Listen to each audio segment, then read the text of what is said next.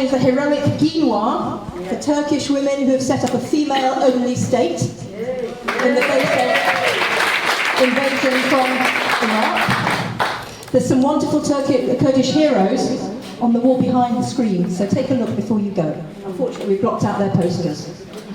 I'm Jan Williams. I know a lot of you. I'm the chair of Reject. We were the first mainstream feminist organisation to come out on the trans issue.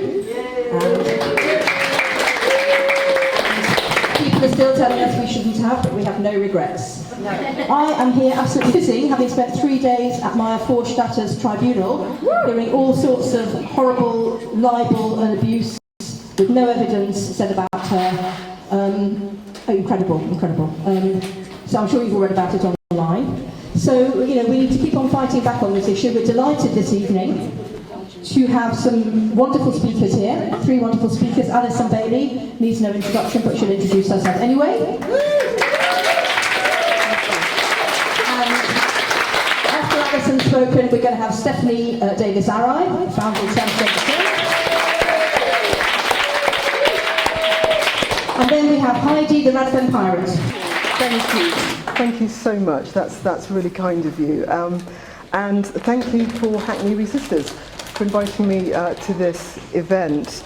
I will tell you something very briefly about me and my motivations, although a number of you will know me from Twitter and from what's been in the news. I'm a barrister. I've been practicing at the criminal bar for almost 20 years. I'm a lesbian. I came out at the age of 17, and I would never have imagined in my wildest dreams that I would find myself in this position, having to defend the right of women to speak about our rights, to ensure our safety, and to say that it is absolute madness to suggest that any man can self-ID as a woman and assume our rights. But here we are.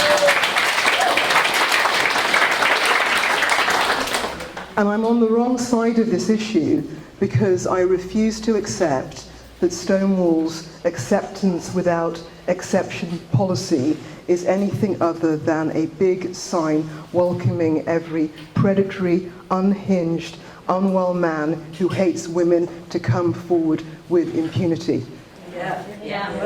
This is not about trans women.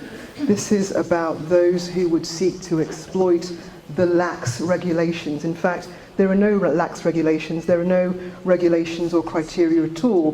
That is the proposal. And that is why I think that as women, we have to push back completely, forcefully, and relentlessly against the suggestion that this is anything other than an obscene violation of our hard-won rights. The reason why women and girls need single-sex spaces has not changed. The dangers that men present to women and girls has not changed. When we speak about violence against women and girls as being epidemic or pandemic, that really doesn't do justice to what we're living through, because as far as I'm aware, epidemics and pandemics have beginnings and ends, and there is no end in sight to male violence, and there can be no end in sight for us fighting against it. One of the most shocking aspects of what's happened as a lawyer is how the current state of the law is being completely ignored and misrepresented. And that is happening by the same group that have the ear of local government, private sector, professional sector, charity sector. And I'm speaking about Stonewall. I have lost track of the amount of times I have seen publications from them, tweets from their allies suggesting that gender identity is a protected characteristic under current legislation. And that has had the most extraordinary impact, because it means that organisations, government departments, are now operating on the basis that we have gender self-ID, when in fact that is not the law of the land. And none of our politicians appear to have the courage to speak up to say, this is unacceptable, what is going on? Yesterday, I had a glimmer of hope. I got a tweet or a message saying, Labour manifesto, commitment to keep the single-sex provision. And you take your victories where you can. This isn't great in the whole scheme of things, but I thought, okay, well that's good. And then the next thing I saw was that Labour's commitment to introduce the self-declaration of sex. And we swung back again. And we swung the other way by saying, well, yes, but we're still going to keep single-sex provision. And then Dawn Butler, having written to Penny Mordaunt last year to say that Labour was committed to providing and maintaining single-sex provision, is now declaring that she thinks that that would be unlawful because of vacuous statements like trans women are women. So if there's going to be single-sex provision, it's going to have to include them. And so this is the level of madness that we have reached. And for the first time in my adult life, and I'm almost 50, I have no idea who I'm going to vote for. Maybe some of you can help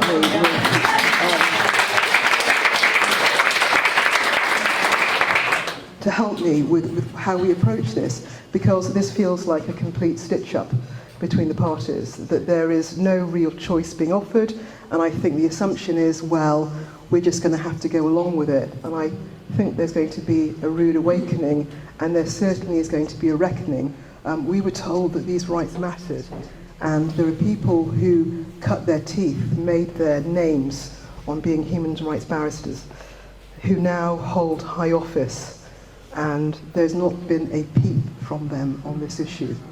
And those that I'm thinking of are ambitious, and I have no doubt that at some point fairly soon they will seek high office, the highest office in the land perhaps. And when they do, they can be sure that we will be there to remind them of their cowardice on this issue. Yes.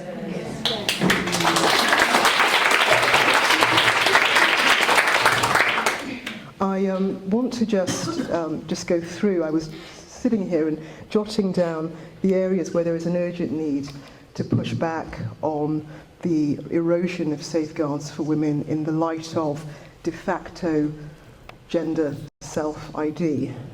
We have male-bodied rapists able to self-ID and ask to go into the women's estate. And you can think, well, they may ask, but someone's going to say, on your bike. None of that. That's not happening at all. And so you have this situation, and this is the scenario that I often think about. Imagine that you were in a court. You're sitting in the public gallery, many of you can, the Old Bailey's free entertainment, the public gallery, I recommend it. But imagine that you're in court. There's a man in the dock, let's call him Mr. Smith. Mr. Smith is up on charges of violence, sexual violence. And the judge says to Mr. Smith, are you violent? I've got to make a decision about your risk and your dangerousness. And Mr. Smith says, no, Governor, me, violent, never. Mr. Smith, are you guilty of this offence? Absolutely not. And can you imagine if the judge, in response to each of those answers, wrote down and accepted what Mr. Smith said as real and genuine, knowing this man's antecedent history? There would be outrage and uproar, quite rightly so. If the probation officer in due course, when Mr. Smith has served his sentence, or the judge is deciding on the sentence rather, were to conduct a risk assessment that was based entirely on Mr. Smith's take of his risk to other people, that probation officer would be sacked. Yet, once Mr. Smith gets to prison, he can say, I want you to call me by a woman's name. I want to identify as a woman. He can make various demands to have that facilitated, even though there may be concerns that this is in fact a manifestation of exactly the sort of pathology that led to his offending. He can ask to be put down on the waiting list for the women's prison. And anyone challenging Mr. Smith in the current climate would be deemed as transphobic. Any woman pointing out that this cannot be right, surely, that there are no provisions in place in 2019 to ensure that sex offenders cannot lawfully or by de facto, by default, identify as women. You would think there'd be the same provision in respect of violent men. But there's not, because there is acceptance without exception. And what brought me to this place of being willing to put my profession on the line for this, is because of safeguarding. Because I know what predatory men are like. I know how wickedly devious they are. And I know how the absence of safeguards will be taken advantage of by them. Not by trans women. I have always supported trans women. I'm of an age when we talked about transsexual women. If I say transsexual, transgender, I mean no stigmatism at all. I absolutely support the fact that they must live free from discrimination with protection under the law. That isn't the issue. The issue is, as women, do we deserve safeguards? Do we deserve to have single-sex provision that is proportionate and legitimate? We do. Do we have a right to meet and speak without fear to discuss these issues? Absolutely. Do we have a right to expect that our democratically elected politicians will not simply spout slogans, but actually engage with the issues? And yet here we are having to argue all of these things. So far as statistical analysis is concerned, and when I agreed to speak here, I wanted to just mention this because I think that we also need to remember that there is this de facto self-ID that's happening in prisons and in hospitals and in women's refuges. I mean, when I heard that a Canadian, the Vancouver Rape Crisis Centre was closed down because a trans woman mounted a campaign to do that because they refused to accept, as far as I understand it, male-bodied individuals who are identifying as women. And because of that, a vital service for vulnerable women was closed down. That cannot be right. So whilst we've got that priority for safeguarding, I want you also to think, please, and I was asked to speak for 10 minutes, and a barrister's 10 minutes is a funny thing, and so someone knock on the table if I'm going wildly over my 10 minutes. So, of course, think about the prisons, think about the hospitals, and think about the women's refuges. And think about putting political pressure on your local MPs on a national level to say, you need to do something here, we will not forget this.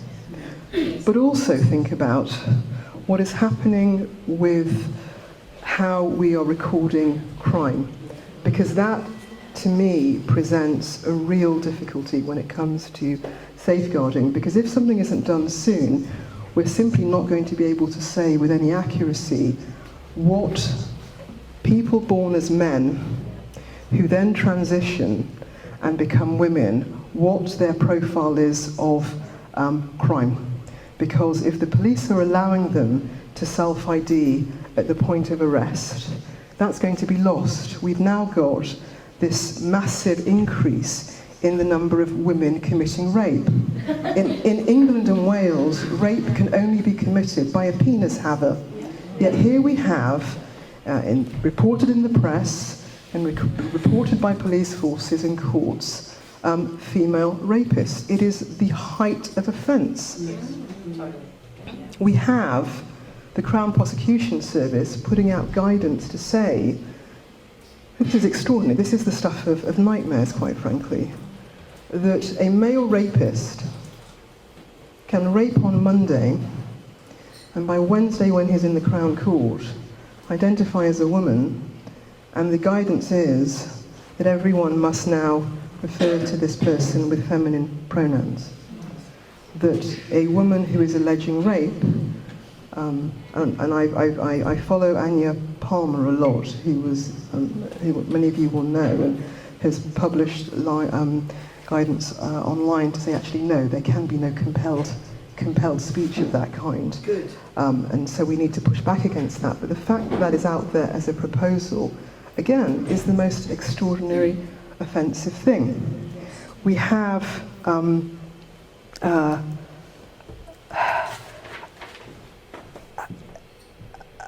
the most extraordinary cowardice across multiple government departments.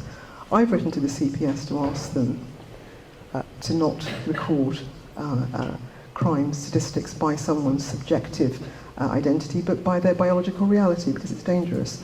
I haven't heard back, and I know that others of you would have written and tweeted. And I don't know what the answer is, except that we keep doing it. I chaired a panel at a Women's Place UK in Oxford with Professor Selina Todd, and she said something that has stuck with me and that I've retweeted. And it's that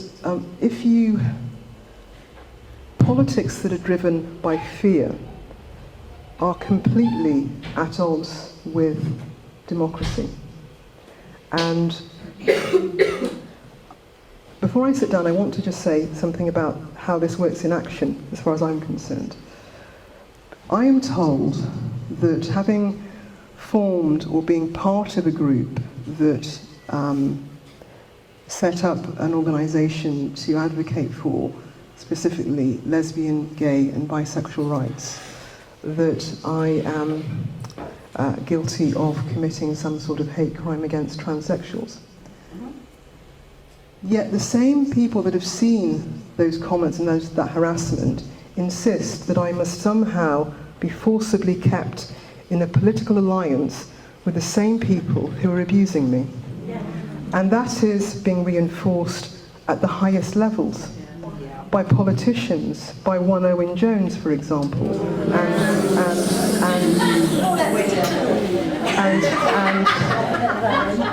and others. And it seems to me, just like with women's rights, lesbian, gay and bisexual rights, in the face of trans extremism, and there is such a thing as trans extremism, it is distinct from trans rights. I do not seek to say that anyone and everyone that's advocating for trans rights is extremist, but the suggestion that there can be compelled thinking, compelled speech, compelled association means that we are living in the most extraordinary, dangerous times, and they become even more extraordinary because there is this complete political cowardice from our politicians. And all I can say is that movements, I'm told, can enact change very, very quickly. And I have to believe that. I hold to that. I hold to the fact that as awful as it is for anyone who comes out publicly as gender critical, what is amazing is this support.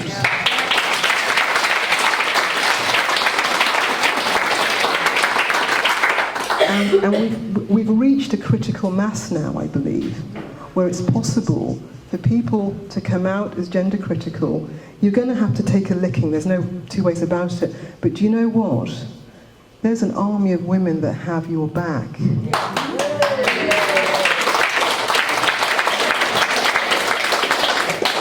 I receive the most extraordinary support from around the world. And so what I want to say to you is, don't be scared to speak up if you can in your places of work, in your political groups, because if you do, and when you catch hell, as you will, we will be there to support you. We will get you through it. And we are close. I am convinced any day now we are going to see a breakthrough. There are really positive signs. Maya's case went well, the Fair Cop JR, the High Court judge was having none of this. I'm not talking about biology.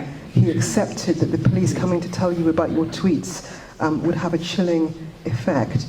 And he absolutely gets that TERF is a derogatory term used to silence women. And once those words have been uttered by a High Court judge, it is no longer respectable, if it ever was, to refer to us as TERFs. And we need to start calling out that behaviour. I told you it would be a barrister's 10 minutes, and it has been. It has been. Thank you so much for listening. You can't do justice to this in 10 minutes, but I hope that I've made some small sense. Thank you.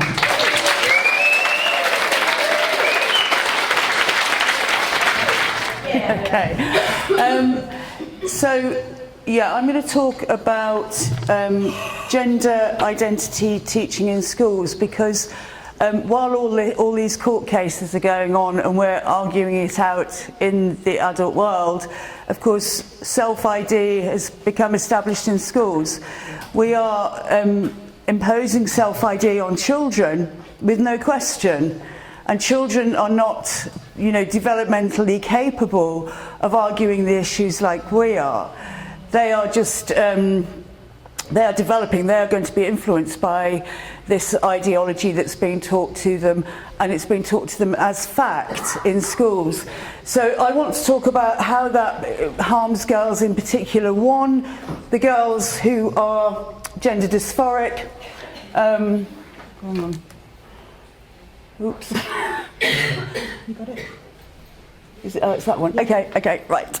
I've got my finger in the right place.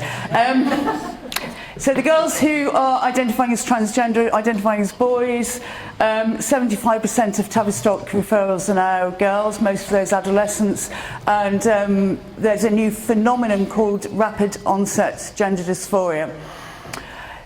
So that gender identity teaching is mostly affecting girls, a lot more than boys, and also the other issue is the right to single-sex spaces, privacy, boundaries, the right to have consent, that disproportionately also affects girls. I don't want to minimise the effect on boys, by the way, because I see a lot of damage being done to boys as well.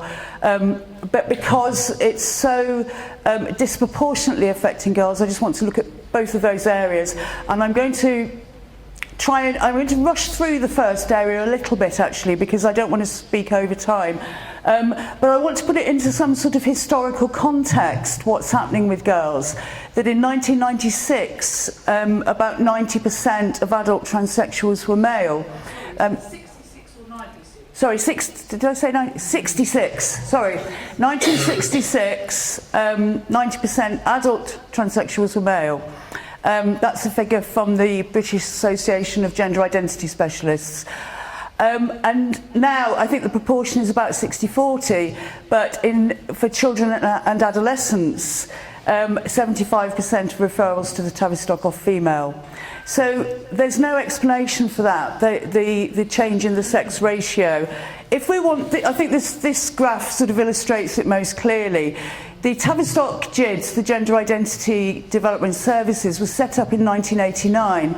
The first decade, you can see that the figures remained about the same, consistently around about 50 children a year, and consistent with the adult figures, those were overwhelmingly boys.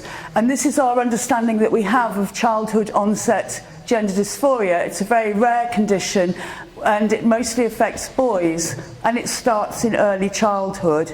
And all of our research on gender dysphoria is based on this cohort of children.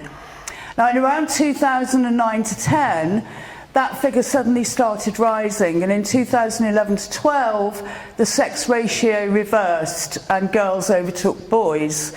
So that's the figures that we see now. The huge rise in referrals to the Tavistock are because of the referrals of girls, and it's not the pattern of gender dysphoria we know, which is starting in early childhood. It's starting in adolescence, so that's unprecedented. It was very rare to have boys who would develop gender dysphoria in adolescence. For girls, it was unheard of. So this is completely historically a complete anomaly. And it doesn't cut it for me, that explanation that it's because trans people are more visible now and that children know where to go. That does not explain this, this disparity in the sex ratio, in the change. So the rise... in less than a decade, there's been a 1,460% increase in referrals of boys to the Tavistock. Now, I think that is that deserves an investigation. We should be really concerned about those boys. And as I say, I am, and I get a lot of letters from parents of boys increasingly, and almost 100% are ASD. Some have previously come out as gay. So it looks like this rapid onset gender dysphoria is also affecting boys, and we need to be very concerned, and we would do an increase of that amount. We would be saying what is going on, but it's just so completely overshadowed by the over 5,000% increase in girls. And so why there isn't widespread alarm within the medical profession, within society, that this is happening? Again, it's because I think we know why it is, because voices are being silenced on this issue and we're not allowed to discuss it.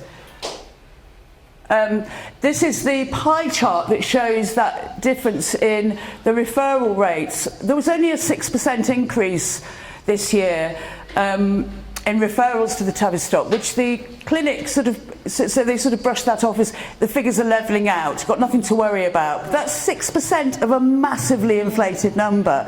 You know, it's a lot more than 50% of those figures a decade ago.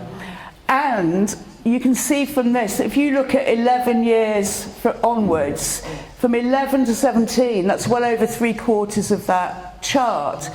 And the 17-year-olds is that sort of pale blue up there after the big green. The 17-year-olds are all going to the adult services. That's why that number is so small. And the really, for me, one of the biggest issues is that the age group from 17 to sort of 25, I would say, which is when the brain finishes its development, that's an age group that completely falls through the cracks, because they know, 17-year-olds know, they can go to an adult clinic and the adult clinic will do affirmation and informed consent. So they basically, and that's unheard of within the NHS. You don't do that. You don't just go in and demand your treatment and the doctor gives it to you. That's not actually what informed consent means, but that's how it works in the adult clinics. So they don't even get the up to 6 assessment sessions that they would get at the Tavistock.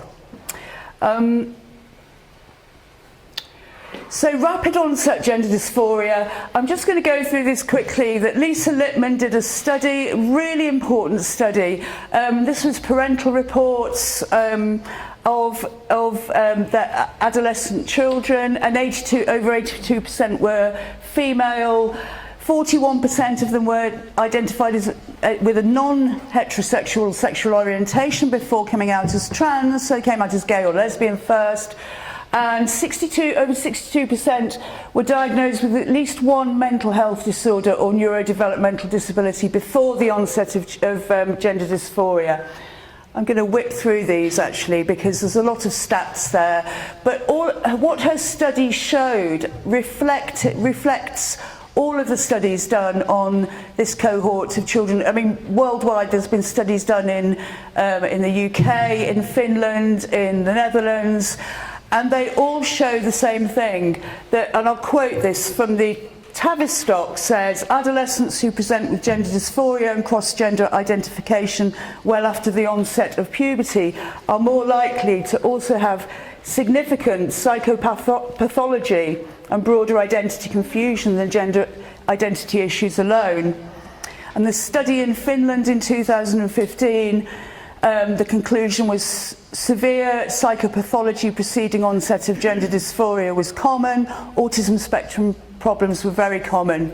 A recent study showed that 10% had experienced previous sexual abuse. We know that 35% of referrals to the Tavistock are autism spectrum.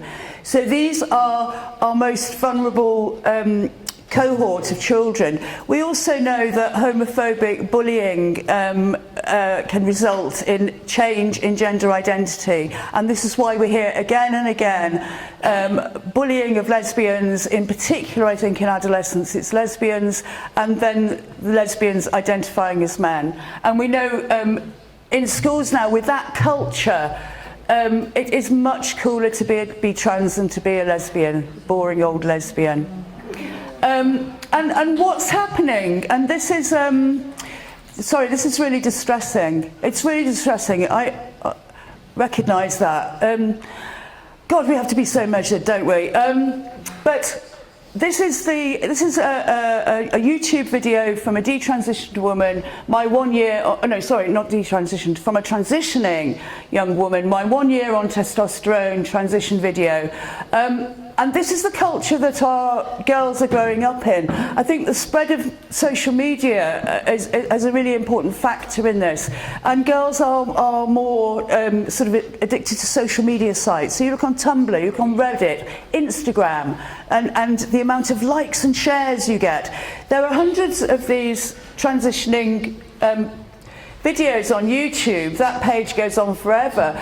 And they're young FTM documenting their transition, the testosterone, double mastectomy scars.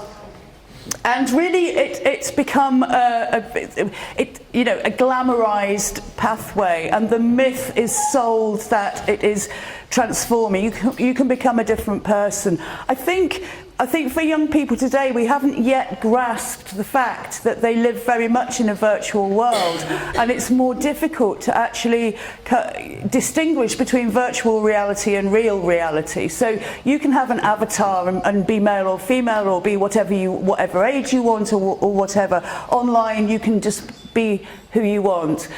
And I don't think yet we really understand yet how much that's affected this. That it's possible to change into something that you're not. You know, it's.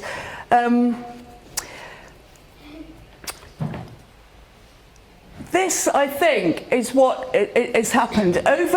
Historically, the approach towards gender dysphoric children was called watchful waiting. It doesn't mean do nothing. It means, exploring, examining, family situation, past trauma, and treating children as individuals and trying to find out why they'd come to that cross-sex identity.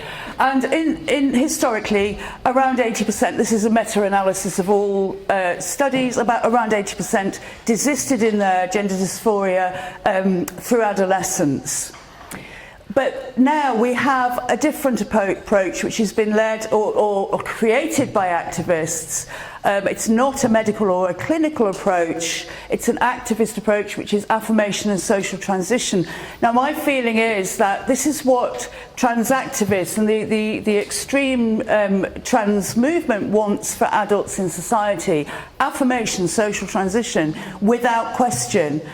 And so therefore this has been put onto children without question, and we're not looking at that as an approach, as a one-size-fits-all approach that will inevitably produce more trans children, because children believe what adults say. So a boy who says I'm a girl, and all the adults around that boy who he trusts say yes, you're a girl, that to me is what I would call child abuse, when you are deliberately speaking to a child as if they are an adult with an adult level of understanding. I think that for me is a definition of abuse. Because as a child, you cannot understand that you cannot understand. You haven't developed sexually yet. You don't know what sex is. You don't know which sex you are until you've developed sexually. It's like when you go through puberty, it's like, I always think it's a bit like Dorothy and the Wizard of Oz. You step into this world of colour from the world of black and white, and you think, why didn't anyone tell me? Life is completely different to what I thought it was. And so little children have absolutely no idea. Yes, they do know who they are at age 4. Yes, they do know who they are at age 9. They have no idea of who they will be at age 15 or age 20 or age 37. No idea. So affirmation has already been shown to increase, or to be correlated with, to be a predictor of persistence of gender dysphoria. So that study was done in 2013. And it makes sense, obviously, if you're going to be affirmed, that you will persist in that more. And then, of course, once you've persisted, you are more likely to go on to that medical pathway. So 80%, or let's say 20% persistence rate in the past. Now we have 45% who go on to the medical pathway at the Tavistock. And that's 45%, of a vastly inflated number. For girls, it said social transition and affirmation is benign, it's not medical treatment. It's a very extreme psychological treatment of a child. But the danger of it is that it leads to the medical treatment, or it creates a greater likelihood of future medical treatment. For girls, of course, even if they're not having surgery or anything, they will be binding their breasts. and I call it breast binding on purpose. The language, of course, it's called chest binding, and one of the things I think is really damaging is this obfuscation of language. It's breast binding. It's breasts that are bound. It's not chests. It's breasts, and the damage that is caused. There was a study that showed over 90% anyway of girls who were breast binding experienced at least one of around 28 harmful effects of it. And of course then next on the pathway for girls is the double mastectomy. And what's worrying about the whole gender identity idea is that girls are having double mastectomies if they identify as non-binary. So this idea that your body has to match your personality. And puberty blockers, well, I could talk forever about puberty blockers.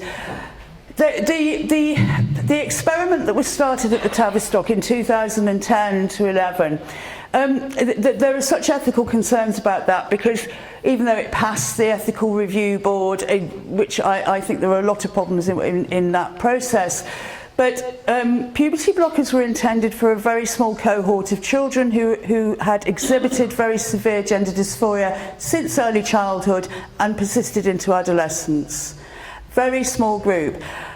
During the trial study period, the Tavistock not only lowered the age to kind of stage 2 of puberty, which could be age 10, but it also decided, without having published any results, that the trial had been a success and rolled out the programme for anyone. So that cohort of adolescents, and mostly adolescent girls, who we don't understand at all. We've never seen this before. We haven't studied them. We don't know what's going on. Are being given a very extreme medical treatment, which is intended for a completely different cohort, who at least we have some understanding of. We have some studies of them, but this is a completely new presentation, which we're treating in exactly the same way. And all sorts of problems. This is Michael Biggs from Oxford. Did some great research on that puberty blockers trial and found that a lot of the results are obfuscated. So girls don't lose bone density when they're on puberty blockers. Yeah, they don't, but they're supposed to increase their bone density. It's a crucial period for increasing bone density, and they don't. And anybody who low bone density is really, really serious. So if you get later in life, and fractures, and it get massive health impact on your life. There's also the fact he also discovered that in an interim appendix into an internal report, there was greater suicidal ideation. There was an increase in suicidal ideation of a percentage of children on puberty blockers. And there's also been trials on sheep which have shown neurological effects which you don't get them back if you stop taking puberty blockers. In other words, there's a window for neurological development, and if it's missed, then you've missed it. And it affects short-term spatial memory, and those trials are ongoing. We've actually tested puberty blockers at the time of natural puberty on children before we've tested them on animals. Again, that's unprecedented. I can't think of another study that's tested on children before testing on animals. So this is not... let's go next. This is not a benign treatment pathway. This is not a benign approach towards children who will end up being medical patients for life and suffer effects that we don't even know yet, because we don't have any long-term research. This is a statement from a detransitioned woman, this soft space. She's one of the early detransitioners in the US, who says, took me until I was 30 to realise I was a lesbian. Took me another 8 years and a trip through postmodern genderqueer theory, including a time identifying as transgender, to finally make peace with my body, my sex and my orientation, not to mention my place in the world. The detransitioners, I think, are going to be the people who really make a difference. And the detransition is because it's overwhelmingly girls who are transitioning, it's overwhelmingly young women who are detransitioning or regretting their transition, and often left with irreversible effects on their bodies, on their voices, on their hair. And these detransition support groups are quite well established in the US. And we're just starting here with Charlie Evans, who's having her first meeting next Saturday in Manchester, so with the Detrans Advocacy Network. And I think it's not surprising to me that we're sort of about 5 years behind the US with our detransition support groups, because we're about 5 years behind the US in terms of the affirmation approach, the no questions asked affirmation approach. So we've got some questions to ask which we're not asking, and the medical profession isn't asking them, the teaching profession isn't asking them, the government isn't asking these questions. But we have a question about lesbians.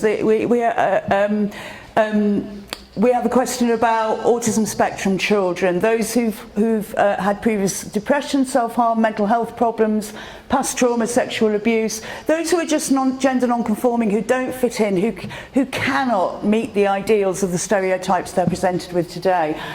There's a few factors maybe we need to look at, and these are only suggestions of mine, but why aren't we thinking about what are the factors? So the extreme sex stereotypes in childhood marketing, that's a very new thing over the last decade. Porn culture. I think porn culture has a massive effect. I know, teachers tell me 12-year-old girls are coming up to them absolutely terrified of having sex because they think they're going to be abused and humiliated and degraded, and they're supposed to enjoy it.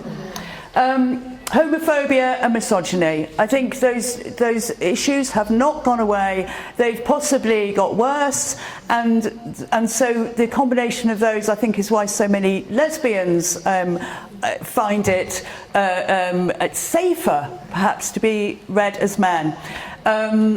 There's social media, the spread of social media, and the fact that a contagion can spread so much quicker now than it used to. I mean, that's really historically unprecedented how quickly we can spread something. And trans rights activism. So I think there has been a real deliberate targeting of children, targeting of children's education, targeting of children, in schools, but also targeting of gender identity services. And we all know the reports from Tavistock clinicians of the pressure put on them by groups like Mermaids and Gyres and Gendered Intelligence for affirmation and for earlier and earlier medical transition. So what interests me here is that in adult society we're saying you can just identify as a woman. Yes, you've got a penis, you don't have to change your clothes even. If you say I'm a woman, I'm a woman.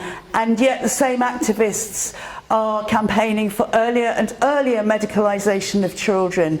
That's a real anomaly to me. Why do we have to get children onto puberty blockers? And it's like this idea of the child as consumer and the body as a costume, that the body is, it's in schools guidance, taking puberty blockers is talked of in the same breath as changing your clothes. And I think that's the attitude. The sort of consumer culture, I think, is so extreme now that children are brought up in, that again, it doesn't seem like that much of a stretch to go there, that you're not just doing sort of piercings and makeup and clothes, you're actually changing your physical flesh. And that is another product. So children are being brought up to believe that it's healthy to have that complete disassociation from the physical body, and to see that as normal, to see that their real authentic self is some sort of spirit in their head. And I think we are going to be seeing an awful lot of mental health issues from that. I think I've probably got to finish, haven't I? Yeah. One more minute to have. Okay, I'm not going to be able to get through the second half. I was meant to rush through the first half and concentrate on the second, because what I really want you to do is to be armed, and those of you who are parents or have nieces and nephews, to really, I've got some schools packs here today which you can take, but order them from the shop on the website, because they're all free. We'll just send them out to you. and get them into schools. But I want you to be aware of existing statutory guidance. So rather than go through the slides, arm yourselves before challenging your school, because a lot of the existing statutory guidance, the gender identity policies and teaching is in direct conflict with these with this existing statutory guidance, which was written, a lot of it, at a time when we knew what men were and what women were. And so it's based on sex, and all facilities, toilets, changing rooms, have been separated on the basis of biological sex, and for very good reasons, based on sex. And so,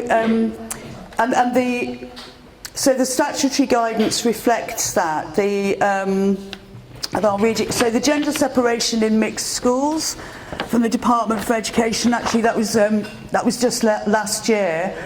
And in fact, the Equality and Human Rights Commission technical guidance for schools, the old one, advises that a trans child is found alternative facilities, not that girls must move out of their toilets and changing rooms to accommodate them. So toilets is very clear that legally children should be provided with separate sex toilet and washing facilities over the age of 8 years old. That is statutory guidance for schools. But there's not just that, there's relationships and sex education. You can find a lot in the new relationships and sex education guidance. So under the section being safe, pupils should know what sort of boundaries are appropriate in friendships with peers and others. They should know about the concept of privacy and the implications of it for both children and adults, and including that it's not always right to keep secrets if they relate to being safe. And at the moment in schools where we're adopting policies where you cannot out a trans child in the same way, and the language of gay and lesbian has been adopted there as well, that you cannot out a trans child. Well, that in reality means that not only must girls allow a male into their toilets and changing rooms and overnight accommodation, but they must pretend that that boy is a girl and keep that secret. And secrets about sex put children at risk. That's just.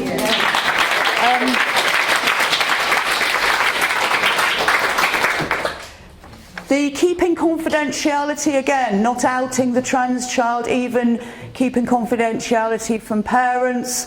I hear stories all the time of children in schools being transitioned behind their parents' backs, and then the parents finding out about it.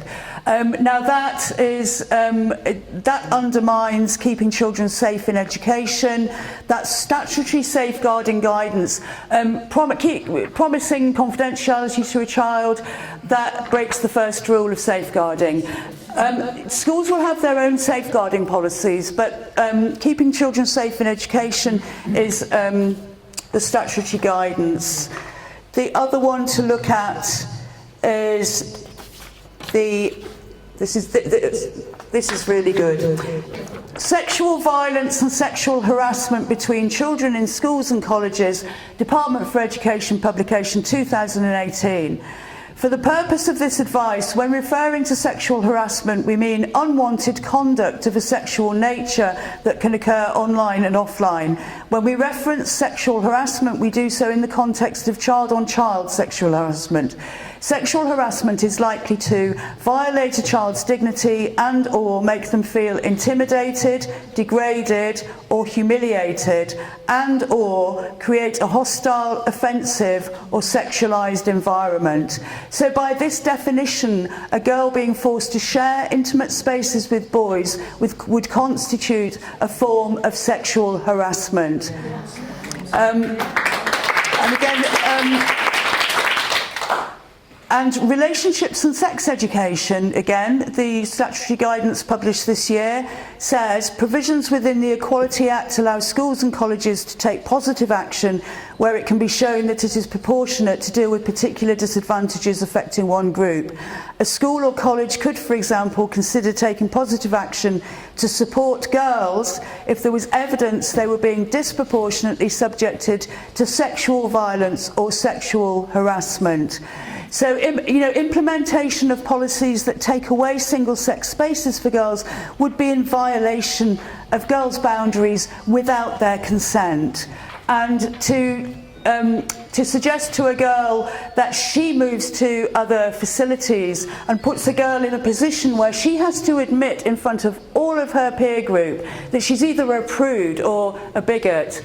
That's the worst punishment for an adolescent, to be ostracised from the peer group. Absolutely no way, I think, could many girls do that. So to put them in that really impossible situation is emotional manipulation and coercive control. And it's the kind of technique we should be teaching children to watch out for in relationships.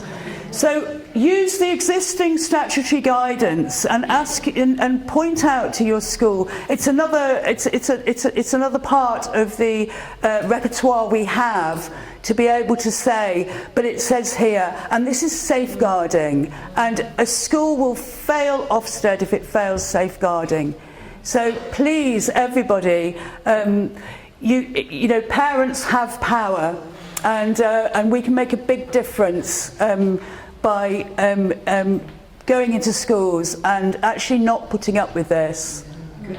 Well done. I'm a mother of 3 and a grandmother of 2, and prior to my youngest being born, I was a senior domestic worker specialising in children escaping domestic violence.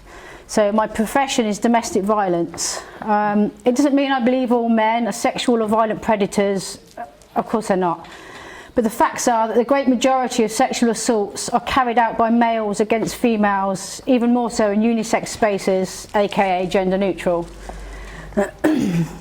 Unisex spaces allow predatory men easier access to take advantage of women and girls, and as it stands, there isn't any maleometer at the moment to determine which men that might be, regardless of what they're wearing. Men who state they're women are being allowed into single-sex women's spaces, into women's refuges, not only putting women, incredibly vulnerable women and children, in danger, but also gaslighting them by expecting them to use female pronouns to a person who is male. I've seen children hit the floor and scurry like beetles under the nearest table at the mere sound of a man's voice. I've worked with children and women who've escaped from men with only the clothes on their backs and their children. I've dealt with the horrendous aftermath of children who've been murdered by men. Imagine those women and children coming to a safe female space and finding a man in the next bed. The Youth Hostel Association is allowing men in single-sex dormitories simply because they say they're women, again putting women and girls at risk. The Caledonian Sleeper Train allows men in the women's sleeping area as long as they say they're women.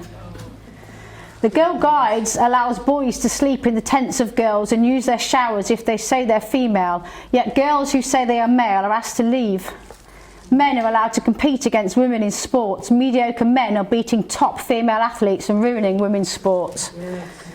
Many high street clothing companies such as Marks and Spencer's are again putting women and children at risk by allowing men to choose which changing room they want to use simply based on gender.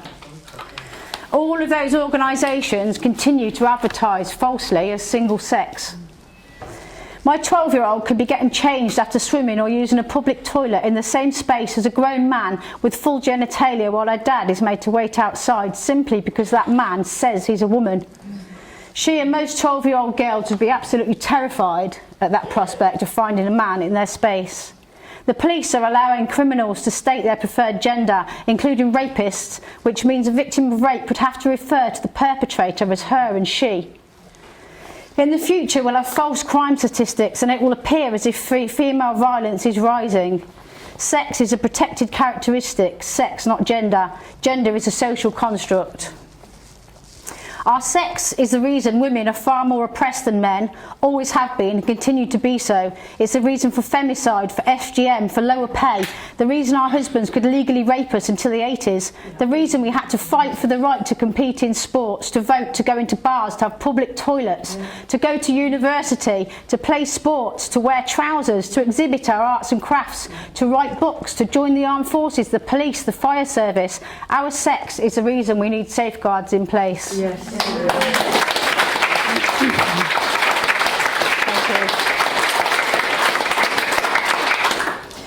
Single-sex facilities are there for a reason. They're there to safeguard women and children, and they're there so that women of faith like Jewish and Muslim women can use male-free environments in line with that faith.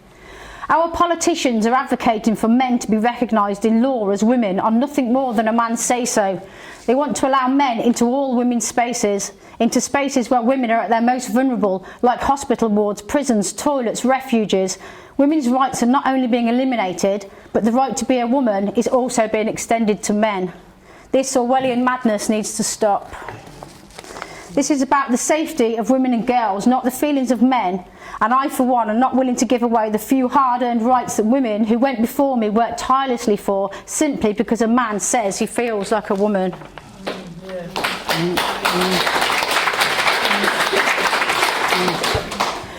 The whole concept of men feeling like women is insulting, sexist and misogynistic.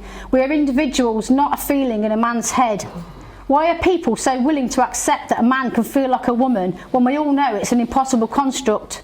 Why is it acceptable for men to constantly expect women to move over, for men to expand the bandwidth of women rather than expanding the bandwidth of what it is to be male? Why is it not okay for women like me to defend my rights, yet it's deemed okay for men who feel like women to take them?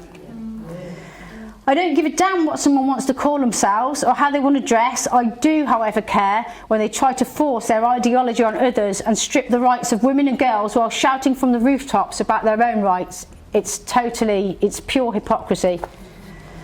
This is 2019 and women's rights are being erased at an alarming rate. Girls in school are avoiding going to the toilet because so many of them are gender neutral.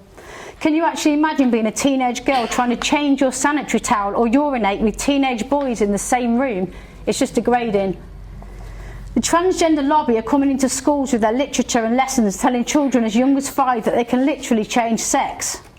I've got 3 children, they're all totally different, and they all know that you can't change sex. They also don't buy into the pink and blue gender box. My 10-year-old son, who's over there, he's got earphones in so he can't hear me. Okay, you heard it. Nice one. It is, isn't it? My 10-year-old son has got long hair and he still loves his soft toys. When he was 3, his favourite toys were his pushchair and a monkey. He pushed his monkey everywhere in that pushchair until he got too big for it. And he also wore a monkey in a doll sling to nursery, often accompanied by a range of multicoloured nail varnish in his nails. At no point did I think, oh, my son loves his pushchair and his monkey and dressing up in nail varnish, he must actually be a girl. I didn't think that any more than I would come to the conclusion that a man with long hair or his child in a pushchair must be a woman.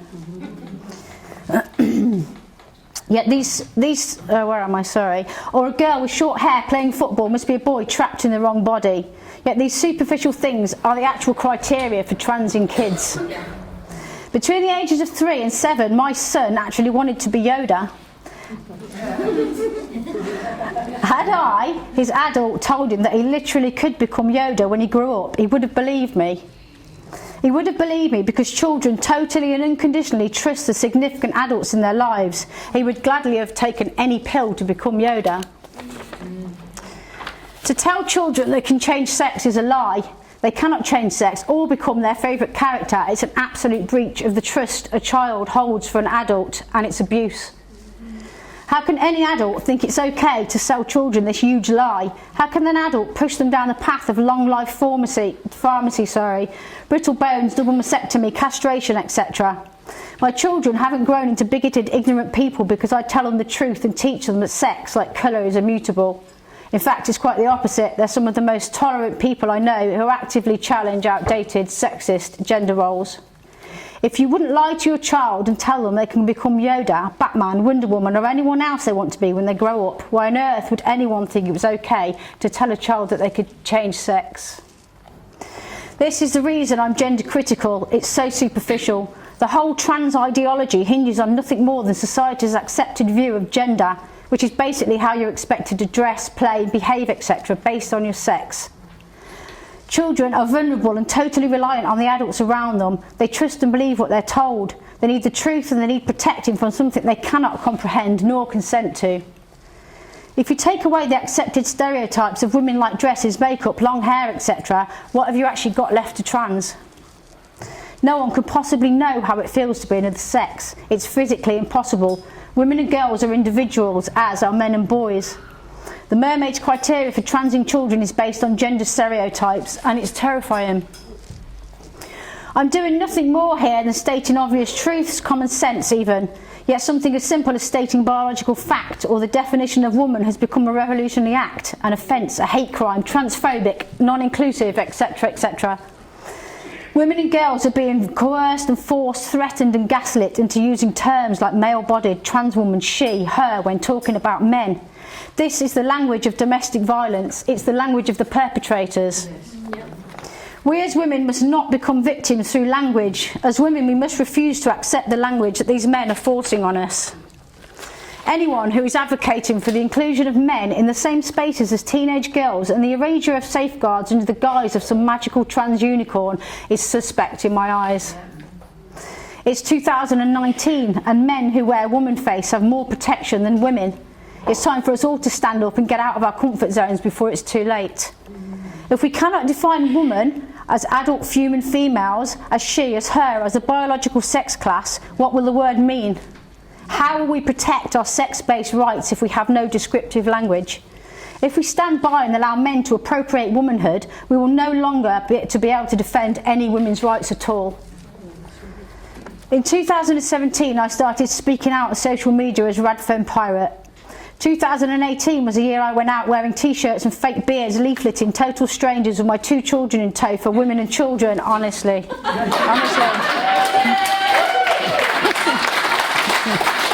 I even had red ribbons in my pirate beard and everything.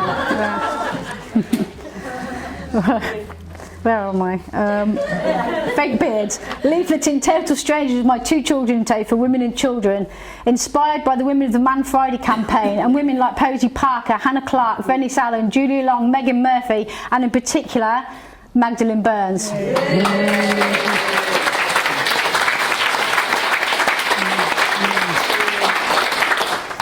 I came here today proudly wearing a t-shirt that states the definition of women. I can see a few more as well.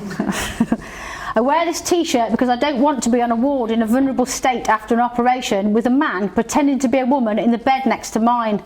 I wear it for all the young girls having their breasts removed, and I wear it for the future of women's sports. I wear it for all the children being sold a horrifying lie. I wear it for women's rights. I wear it for my daughters and my granddaughter. I wear it for all the women and the children in refuges. I wear it because I refuse to lie. I refuse to be silent. I refuse to be gaslit, and I wear it because it bloody well needs to be worn.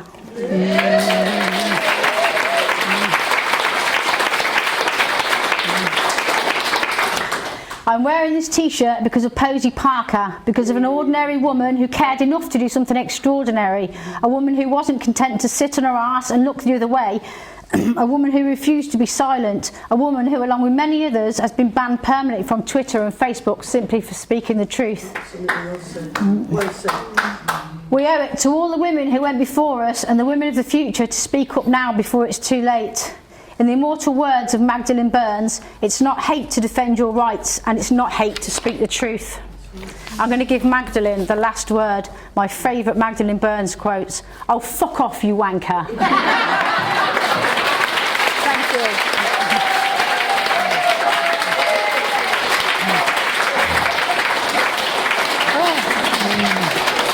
Thank you.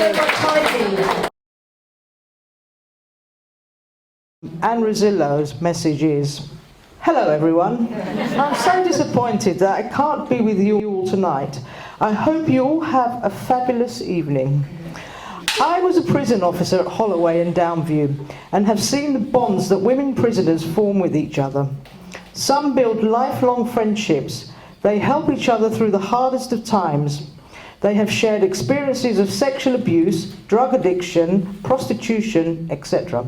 They are victims of circumstances that have been created by men. Therefore, it is not acceptable to allow men, abusive, violent, narcissistic, fetishist, sex-offending men into women's prisons, ever. Whether they have a GRC or self-declare, they have no place or right to have access to these spaces. Women in prison deserve to be safe and secure, something the majority of women in prison have never had or felt on the outside. These men are manipulating the system, and I am disgusted by the prison service for allowing the safety of these women to be compromised. When I was in service, first and foremost, we had a duty of care to those who were being locked up. There now appears to be no duty of care for these women. All they are concerned about is accommodating these men and not about women's safety and well-being. I could have gone on about how many men are now in women's prisons, who are they, or what their offences are, but the bottom line is, not one of these men should be allowed over the threshold of the front gate of a woman's prison. Finally, I support the prisoner who has taken a legal case against Downview Prison, and I would urge you to donate to her crowdfunder, if you can. The Centre for Women's Justice and Fair Play for Women have written about her situation. Basically, that woman is asking for a judicial review on the policy of placing these men in the women's estate. There is some argument, however, being made that what about the men who actually work in the prisons? And quite rightly so.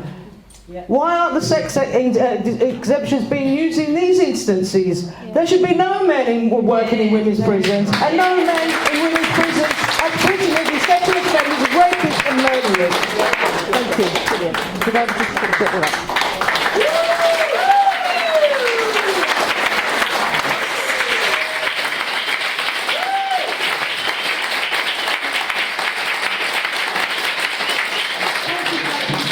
I would like you all to also to show your appreciation for the wonderful local resistors, especially